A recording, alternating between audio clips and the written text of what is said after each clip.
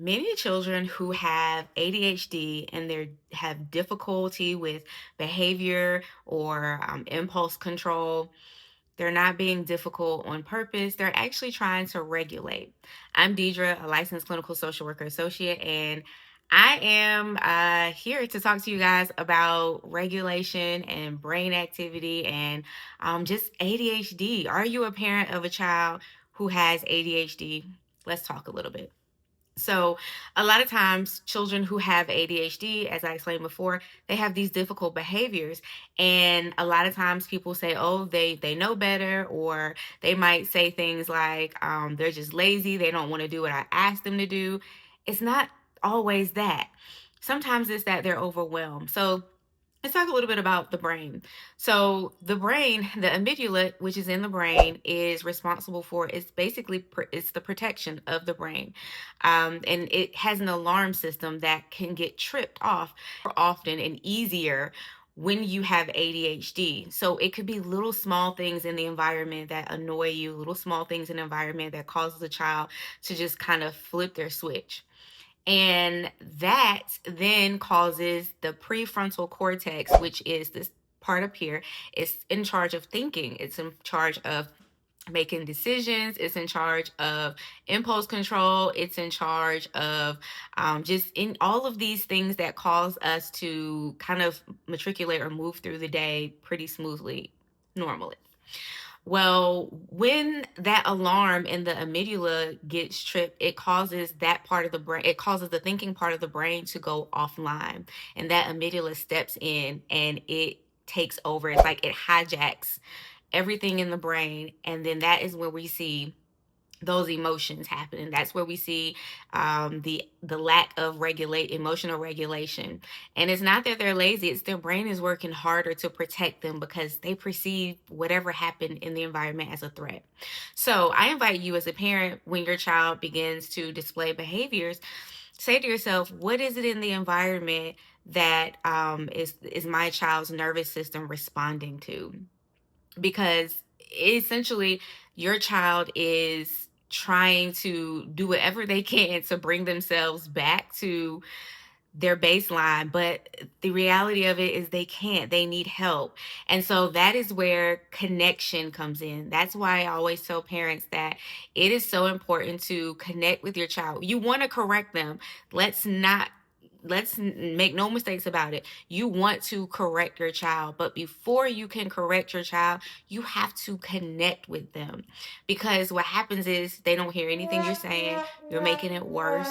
Also, it's like their brain basically is like a bear is chasing them and nothing is happening. You can't get through to them because they're busy trying to get to safety, right? So you be that safety. You be that connector, that reconnector between the thinking brain, and just help them to get back online, basically. And what that looks like is soft speech. It looks like calm. You're calmly speaking to them. It looks like maybe movement, breathing activities, counting, whatever it is that you and your child have deemed necessary to help them to calm down is what you do. A lot of times, parents, now I say this in love, but parents, you can be your child's trigger. What? What? I know day-to-day life, parents get to move in and things, you just need things done, but sometimes you have a child that gets overwhelmed when you are like rushing them, or when you're forcing them to do something that they're not comfortable with. Yes, we want to encourage children to step outside of their comfort zone so that they can grow, but you do that in steps. You do that in stages. You can't just push them out and expect for them to thrive, because what that then causes is it's trauma. It becomes traumatizing to them. It becomes something that it's really hard for them to recover from.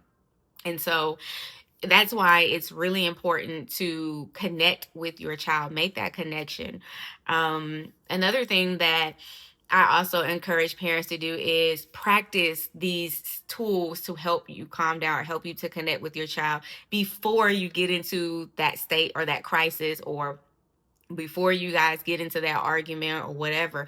Practice those breathing skills, practice those counting skills.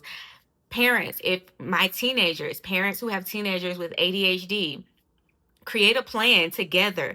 So so you say, okay, when we get to button heads and things don't go, as we plan, what plan am I going to honor of my child? So if I say, when you're overwhelmed, it's okay for you to step out of the room when you feel like you're going to blow up at me. Honor that. Allow them to step out of the room. Don't take offense to it. Don't feel like they're disrespecting you, because it's something that you guys both agreed on. If I start breathing deeply while you're talking to me, it's not because I'm, ready to blow up at you. It's because I need something to help me regulate. So I tell parents all the time, create that plan with your child before any of the misbehaviors happen, so that way you can understand, and your own self as the adult, your own nervous system isn't triggered. Because let's be honest, as adults, we have a lot of triggers that we've carried with us into adulthood that we haven't worked out ourselves all the way either. And so sometimes children are your triggers, and you guys are just firing back at each other, triggering each other back and forth, just fireworks going off. And it doesn't have to be that way, especially if you can learn to regulate your own emotions. I Parenting would be a lot more easier for you if you know that you're used to popping off before your child even starts popping off at you. Create a plan with your child. Hey, if I start doing these things, I'm trying to regulate as well, and I'm going to do better. Or I give you permission to step away if you see me getting to a level 10 and you're not at that 10 too. Like, create some conversations around how are we going to regulate, because nothing is worse than a child with ADHD not having the tools, and then they grow into an adult having ADHD with no regulation tools. And let's start now learning to regulate your child, helping your child to regulate their emotions so that they can use these tools all the way into adulthood.